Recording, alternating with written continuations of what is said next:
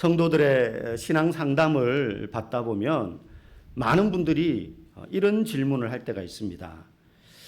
목사님, 저는 신앙이 잘 자라지 않는 것 같습니다. 교회를 나온 지 10년이 넘었는데도 그때나 지금이나 별 차이가 없는 것 같아요.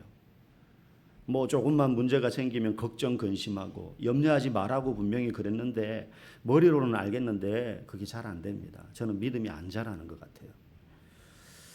어떤 분은 학생 때는 자기가 정말로 뜨거웠는데 중고등부 때는 막 뜨거워서 은혜 받고 그렇게 그때는 믿음이 쑥쑥 자랐던 것 같은데 지금은 그냥 냉랭하게 물에 물 탄 듯 술에 술 탄 듯 그런 것 같아요. 목사님, 이래봬도 제가요 3대째 예수 믿는 집안의 모태신앙인입니다. 막 이렇게 이야기를 하는 분들이 있습니다. 그러면서 제게 물어요. 어떻게 하면 다시 믿음이 자라고 뜨거워질 수 있을까요? 좋은 질문이죠. 그런데 잘못된 질문이기도 합니다. 그렇게 질문하면 제가 어떻게 대답해 줄 수 있느냐? 방법이 없습니다. 이렇게 대답할 수밖에 없어요. 왜냐하면 질문이 의도는 좋지만 질문이 방향이 잘못됐기 때문입니다. 여러분, 올바른 질문을 해야 올바른 답을 얻을 수 있는 것 아니겠습니까? 우리는 보통 믿음이 다시 자라고 내 신앙이 뜨거워지려면 내가 뭘 하면 될까요?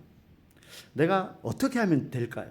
내가 뭘 하면 믿음이 다시 자라고 뜨거워질 거라고 생각을 해서 그렇게 질문을 합니다. 그런데 사실 믿음이 자란다 하는 건 이게 보이지 않는 거잖아요.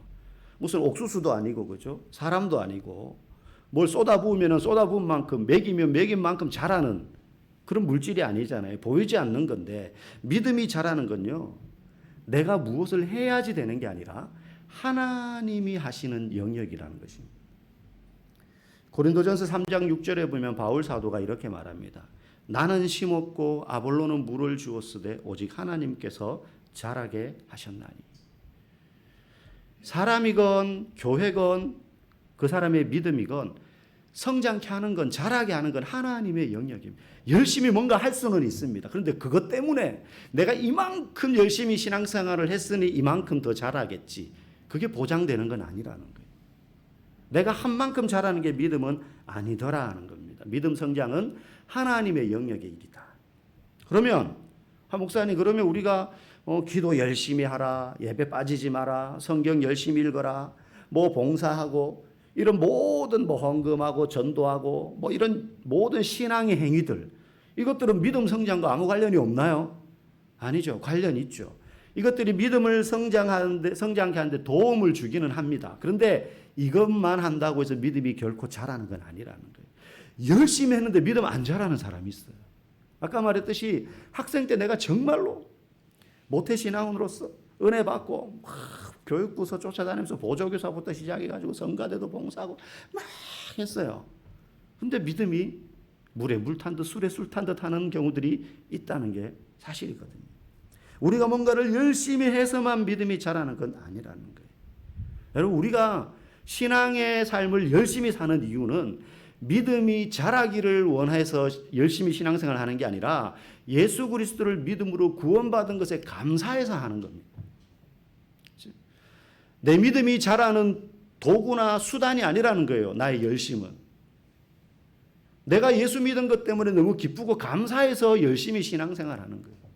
내가 구원받은 게 감사해서 예배 참석하고 기도하고 성경 읽고 하는 겁니다. 마치 자녀가 부모의 말에 순종하는 것이 사랑받기 위해서 순종하는 게 아니지 않습니까? 부모님이니까 당연히 자녀로서 순종하는 거예요. 다른 이유가 없어요. 부모 입장에서도 자녀를 사랑하는 것이 이 자녀가 내 말을 잘 들으니까 사랑하는 게 아니잖아요. 자녀니까 사랑하는 거예요. 좀 못나고 못하고 말 안 듣고 해도 그때 잠깐 감정적으로는 미워하는 것처럼 할 수 있지만 그 자녀를 결국은 본질은 사랑하기 때문에 그러는 거 아니겠습니까? 이유가 없어요. 뭘 잘해서가 아니라는 거예요. 내가 구원받았으니까 감사해서 그렇게 믿음 생활 열심히 하는 것입니다. 신앙생활 열심히 하는 것입니다. 성경 읽고 공부하고 성경 공부하고 예배 열심히 드리면 믿음이 자라는데 분명히 도움은 됩니다. 분명히 도움은 돼요. 하지만 그때 그 믿음이 자라느냐 자라지 않느냐 하는 것도 하나님께서 은혜를 베푸실 때 자라는 것이지, 내가 이만큼 열심히 했으니 당연히 믿음은 이만큼 자라는 것, 그게 보장되는 것은 아니라는 거예요. 세상의 일은 내가 100을 투자하면 100의 결과를 얻어낼 수 있도록 계산이 가능하지만 이 신앙의 세계는 꼭 그렇지만은 않다는 거예요. 꼭 그렇지만은 않다는 거예요. 만약에 우리의 열심 때문에 믿음이 자랄 수 있다면 성경 100도 간 사람은 성경 50도 간 사람보다 믿음이 더 커야 되는 거 아니겠습니까? 근데 꼭 그렇지 않거든요. 교회에서 봉사 많이 한 사람은 믿음이 더 좋아야 되는 걸까요? 그런데 그렇게 따지면 거리가 멀거나 교회에서, 그래서 주중에 교회 온다는 게 진짜 힘들어요. 막 운전해서 1시간씩 와야 돼. 내지는 봉사하고 싶은데 너무 진짜 일이 바빠가지고 봉사할 시간이 없어요. 마음은 주일 성수하고 싶은데 직장 환경이 주일 성수 못하는 그런 환경 속에 직장 생활하는 분들도 있거든요. 내 마음대로 어떻게 할 수가 없는 부분이 있어요. 그런 분들은 믿음이 자랄 수 있는 기회조차도 없게 되는 걸까요? 몸이 아파가지고 정말로 한 달에 한두 번도 겨우 와가지고 예배드리고 봉사하고 싶은데도 은사도 없고 이래가지고 봉사도 잘 못하겠어요. 그럼 그런 사람은 믿음이 자랄 수 있는 그런 기회조차도 없게 되는 것이냐? 아니라는 거예요. 우리가 뭔가 열심히 해야만이 믿음이 자란다? 그렇지 않습니다. 그리고요, 우리의 신앙생활에서, 우리는 신앙생활 그러면 기도하고 예배드리고 뭐 성경 읽기 하고 교회 와서 뭔가 봉사하고 이런 게 신앙생활이라고 생각하지 않습니까? 그런데 사실 성도의 신앙생활이라는 걸 따져보면 그것들은 아주 일부분이에요. 하나님이 우리의 모습을 보실 때에 우리가 교회 나와서 하는 거, 예배 참석하고 교제하고 성경 읽고 헌금하고 뭐 이렇게 하는 거는요, 하나님이 우리에게서 보시는 신앙생활의 모습 중에 아주 일부분이라는 거예요. 그거보다 우리는 직장에서 일하고 학교에서 공부하고 사회활동하는데 더 많은 시간을 씁니다. 그래서 하나님께서 우리의 신앙의 삶을 보실 때 일주일 중에 1시간 교회 나와서 예배드리는 그 모습만 눈여겨보시는 것이 아니라 그것보다 너는 회사에서 어떤 직원이냐? 너는 학교에서 어떤 학생이냐?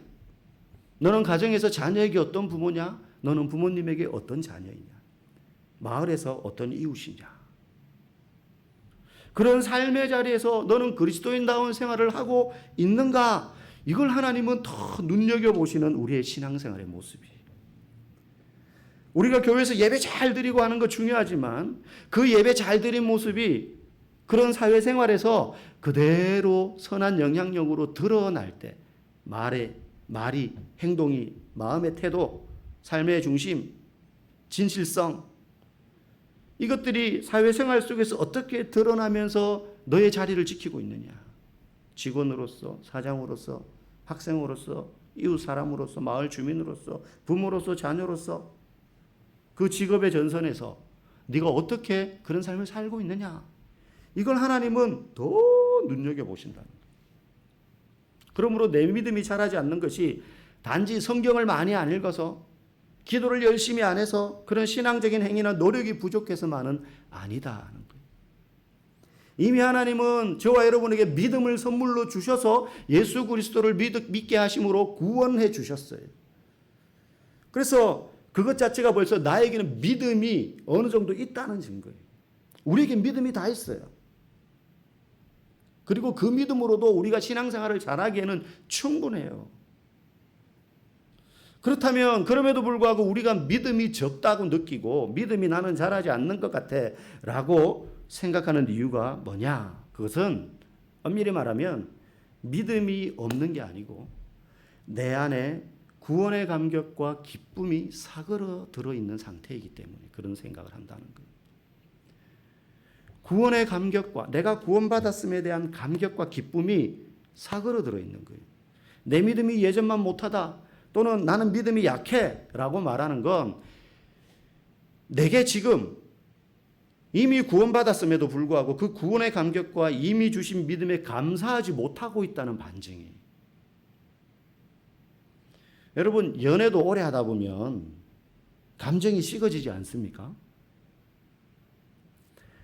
여러분, 아내들, 남편이 자신을 대하는 것이 예전만 못하다 그렇게 느껴지면 당신 사랑이 식은 것 같은데,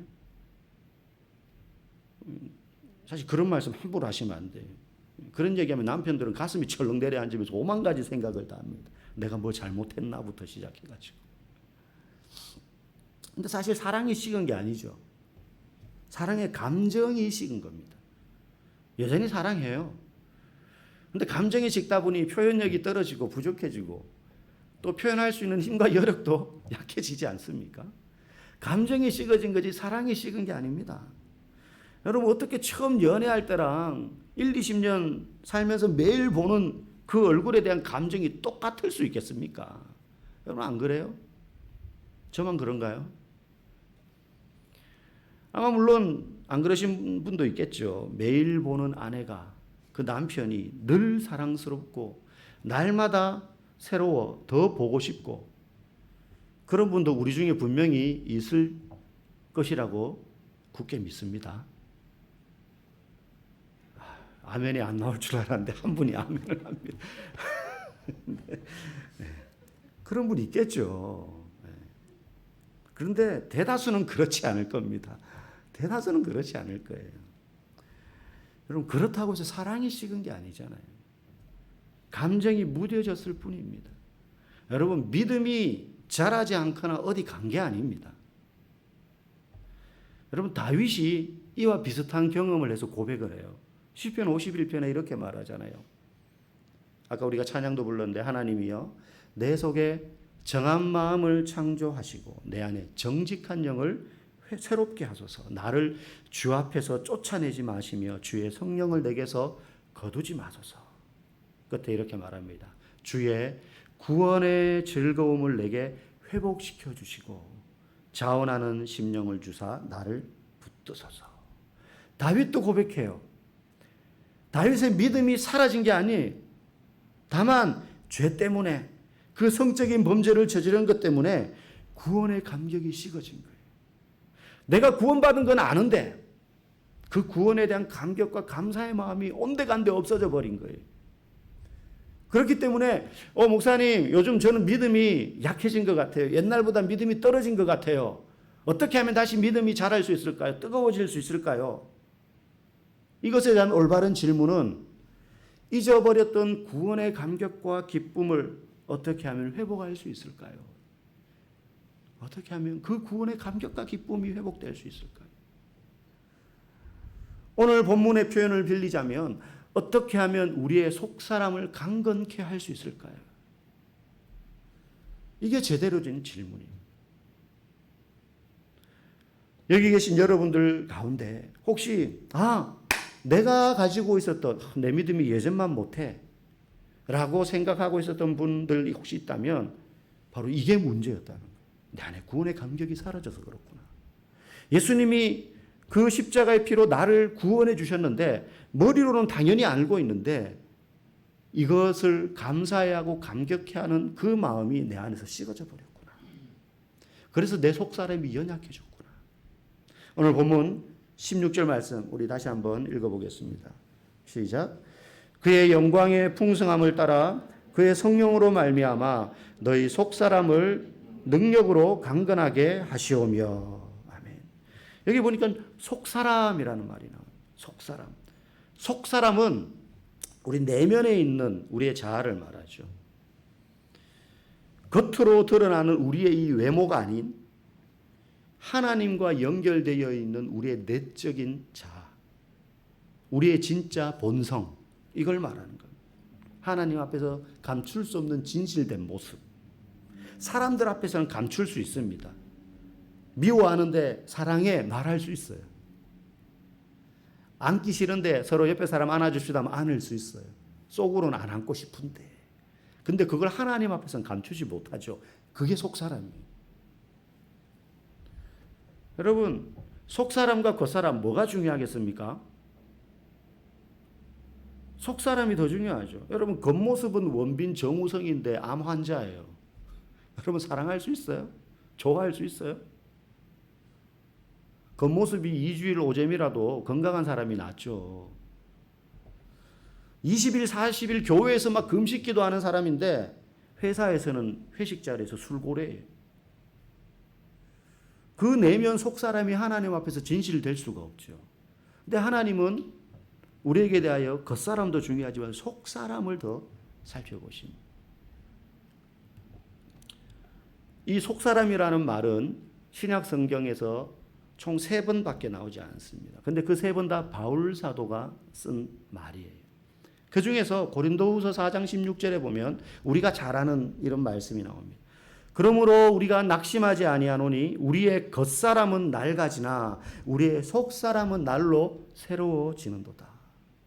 여러분, 겉사람과 속사람의 차이점이 뭡니까? 겉사람은, 우리 외모는 아무리 가꿔도 시간이 지나면 점점 낡아져요.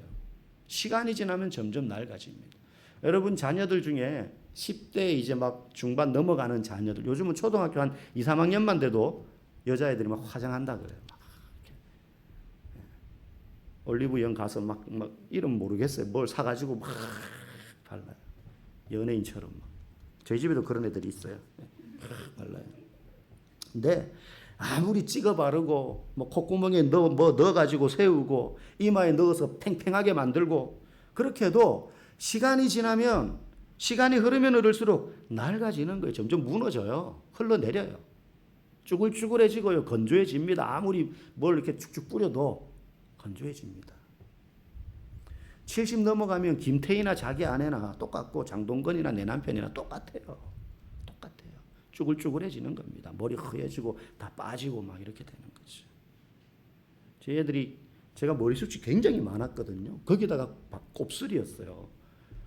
저희 큰애가 지금 큰아들이 그런데 막 이렇게 아시죠? 곱슬인 친구들은 어지간히 비가 와도 속살이 안 젖습니다.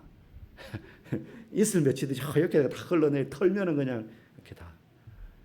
근데 지금 이렇게 보면 아시죠? 네. 머리털이 숭숭숭숭 많이 빠져서 점점 소갈머리 없는 사람이 되어가는 것 같아요.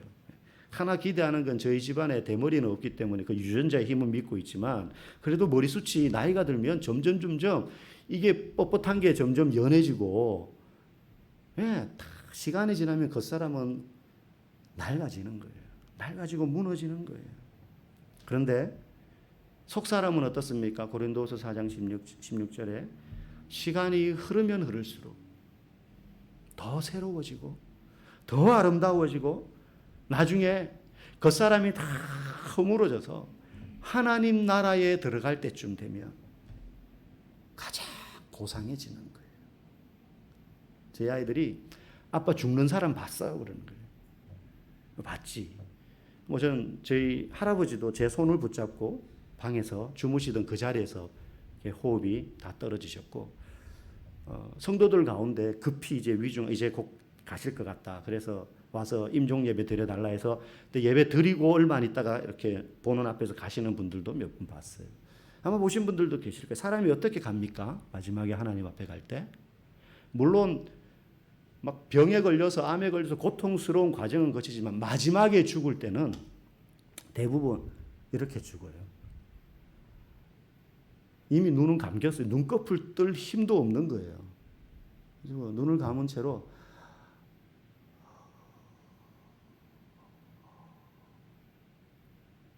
하다가 그냥 끊기는 거예요. 그 숨이 안 나오는 거죠. 그럼 가는 거예요. 그 육신이 다 허물어지는 거 아닙니까? 겉사람이 후퇴하는 거 아닙니까? 그런데 주 안에서 그리스도인이 된 사람들은 그럴수록 겉사람은 낡아질수록 속사람은 점점 고상해지는데 그걸 성경에서는 성화라고 해요. 거룩해진다. 성화된다. 그 속사람을 강건케 하는 것이 뭐냐? 오늘 16절에 보니까 성령의 능력으로 말미암아 강건해진다. 성령의 능력으로 말미암아. 내가 가진 실력이나 힘으로 강건해지는 게 아닙니다. 우리의 믿음이, 구원의 감격이 다시 회복되려면 속사람이 강건해지는 것인데 그건 성령의 능력으로 강건해지는 거라. 성령의 능력으로. 이 성령으로 말미암아라고 하는 26절의 이 말씀을 영어 성경에 보면 기적적인 힘으로 이렇게 되어 있어요. 기적적인 힘으로. 그러니까 이거는 우리의 일이 아니죠. 하나님이 행하시는 거죠. 성령께서 주시는 능력으로만 우리는 강건케 돼요. 그래서 교회에서 아무리 양육과 훈련, 제자 훈련 많이 하고 그렇게 해도 그 과정을 통해서 겸손히 성령의 능력을 구해서 성령께서 능력을 그 사람에게 부어주실 때 그 속사람이 강건해지는 것이지, 그거 없으면, 성령의 능력이 없으면 많이 알면 알수록 그게 독이 됩니다. 독이 됩니다. 이 성령은요, 기도했더니 어느 날 갑자기 뜨거워지게 만드는 그런 게 아닙니다. 집회에 참석해서 은혜 많이 받는 그런 게 아닙니다. 이 여기서 말하는 성령은 예수 그리스도를 믿는 사람이라면 믿는 그 순간 모든 사람에게 임하는 그리스도의 영입니다. 그래서 그 영은 한번 예수를 믿는 순간 우리 안에 임하면 떠나지 않습니다. 내가 믿음이 약하여진 것 같아. 내 삶이 요즘 너무 고난이 심해. 힘들어. 심지어 교회 가기 싫은데. 이런 마음이 들 때도 그 믿음이 없어지는 게 아니라는 거예요. 예수 믿은 게 취소되는 게 아닌 것처럼. 떠나지 않는 구원의 영입니다. 그래서 저와 여러분들에게는 다 이 성령이 머물러 있습니다. 중요한 건 이 성령이 내 안에서 능력으로 다시 역사하는 것인데, 그게 우리식으로 표현하면 다시 뜨거워지는 거예요. 구원의 감격이 회복되는 거예요. 예수님이 나를 구원하여 주셨다는 것이 너무너무 감사하게 다시 느껴지는 거예요. 그래서 내 신앙이 요즘 옛날만 못하다고 느끼는 분이 있습니까? 우리의 열심으로 그 믿음이 다시 자랄 것이라고 생각하시면 안 됩니다. 그것은 구원받은 자가 마땅히 행해야 될 감사의 표시입니다. 여러분, 만약에 누군가가 목숨을 건짐받는 은혜를 입었다면 그 사람이 예전처럼 엉망으로 살지 않을 겁니다. 만약에 그래 놓고도 엉망으로 산다면 그 사람 보고 뭐라 그럽니까? 아이고, 은혜도 모르는 인간. 그러므로 우리가 집이 멀다는 이유로, 잠이 부족하고 피곤하다는 이유로, 추우면 추운 대로, 비 오면 비 오는 대로, 약속이 있다고 만약에 기도 예배를 우리가 대충 드리면, 그렇게 하면 우리의 믿음이 약하여지는 것이 문제가 아니라 우리에게 구원의 은혜를 베풀어 주신 하나님 앞에 잘못하게 되는 거예요. 너가 자녀라면 부모 앞에 당연히 부모를 사랑하고 봉양하고 부모의 말씀에 순종해야 되는데, 그거 안 하면 부모의 마음이 얼마나 섭섭하게 되는 거예요. 뭘 잘해서가 아니잖아요. 부모에게 막 뭔가를 선물을 해주고 1등을 해가지고 기쁨을 남겨주고, 그렇게 안 해도 일상생활에서 부모님이 시키는 거 잘하고 순종하고 하면 그게 자녀로서 마땅히 해야 되는 거잖아요. 자녀로서. 우리도 그렇다는 거예요. 평소에 예수님이 나의 유일한 주인이십니다. 주님만이 내 삶의 최우선 순위입니다. 라고 말하지만 사실은 그 말에 책임을 지지 않게 되는 것이죠. 그러므로 우리는 이렇게 먼저 기도해야 됩니다. 내 신앙이 예전만 못한 것 같아요. 할 때는, 주님, 성령으로 말미암아 내 안에 구원의 감격과 기쁨이 다시 회복되게 해주십시오. 다윗이 했던 그 기도와 똑같은 기도를 우리가 하면 돼요. 주님, 내 안에 다시 구원의 즐거움을 회복시켜 주십시오. 다윗조차도 죄 짓고 나니 구원의 감격이 온데간데 없이 사라져버립니다. 우리도 삶에 치이고 세상살이에 바쁘고 삶에 고난이 찾아오고 걱정 근심이 찾아오면 그 구원의 감격이 사라질 수 있습니다. 그런데 그때 기도해야 됩니다. 주님, 내 믿음 다시 자라게 해주세요. 이 기도보다, 주님, 내 안에 구원의 기쁨과 즐거움을 다시 회복시켜 주십시오. 내가 그렇게 뜨거워서 주님을 위하여 내 인생을 던지겠습니다라고 결단하고 고백했던 그 구원의 감격과 즐거움을 다시 내게 회복시켜 주셔서 기쁘고 감사한 마음으로 신앙의 삶을 살아가게 해주십시오. 그러면 그 구원의 감격이 있는 사람은 저절로 시키지 않아도 내가 예배 드려야지. 내가 성경 한 장이라도 더 봐야지. 왜? 이 구원의 감격 때문에 감사해서 내가 어떻게 하면 주님을 기쁘게 해드릴까? 내가 어떻게 하면 주님에게 이 감사를 표시할 수 있을까? 내가 무슨 솔로몬처럼 천천의 재물 순양을 바친다고 해서 하나님이 기뻐하실까? 만만의 강수 같은 그 재물에 기름을 드린다고 해서 좋아하실까? 아니. 뭘 좋아하십니까? 하나님 앞에 나와 겸손한 마음으로 예배드리는 거. 그거 이제 좋아하시는 거예요. 왜? 내 안에 그 감격과 기쁨이 있으니까. 감격과 기쁨이 있으니까. 사랑하는 성도 여러분, 성령의 능력으로 말미암아 한 분 한 분 속사람이 강건케 되기를 원합니다. 여러분, 여러분 안에 있는 구원의 감격과 기쁨이 회복되기를 원합니다. 매일 그 기쁨이 넘쳐 흘러서 우리가 하는 신앙의 행위, 기도, 예배, 성경, 찬송, 봉사 이것들이 자녀된 도리로서 마땅히 그 본분을 다하는, 그래서 이것들이 선순환 구조로 돌아가는 그런 믿음의 삶을 살아가시는 우리 모든 믿음의 동역자들 다 될 수 있기를 주님의 이름으로 간절히 축복합니다.